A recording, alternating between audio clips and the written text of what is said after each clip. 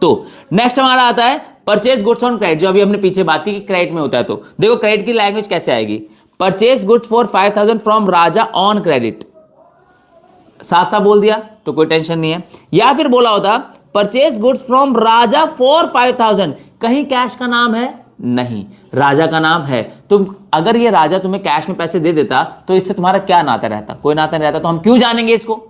लेकिन अगर सिर्फ नाम दिया है ना, नाम के साथ कैश नहीं दिया है, यानी राजा हमारे मतलब का बंदा है, और हमारे मतलब का बंदा है मतलब इससे हमको पैसा लेना है। तो ध्यान रखना, या तो सिर्फ नाम दिया हो, नाम के साथ कैश ना दिया हो तो वो क्रेडिट में होगी, या तो क्रेडिट बोला हो तो वो क्रेडिट में होगी। बात समझ में आ रही है। तो अब पहला स्टेप हमने कर लिया, हमने ट्रांजैक्शन को रीड कर लिया अच्छे से।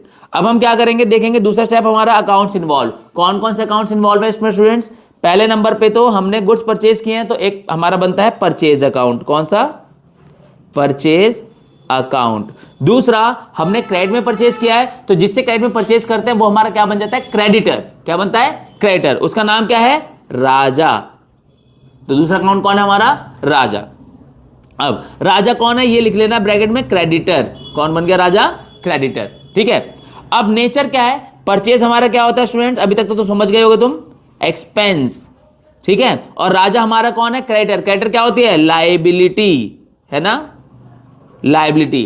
तो तीसरा स्टेप भी हमारा हो गया, हमने नेचर को भी आइडेंटिफाई कर लिया। चौथा स्टेप क्या होता है, इंक्रीज या डिक्रीज। इफेक्ट क्या पड़ा है, एक्सपेंस हमारा इंक्रीज हुआ है और लायबिलिटी भी हमारी इंक्रीज हुई है, दोनों हमारे लिए क्या हुए, इंक्रीज हुए हैं। तो रूल क्या कहेगा, एक्सपेंस इंक्रीज होती तो भैया डेबिट कर दो बिना सोचे हुए, कर दो।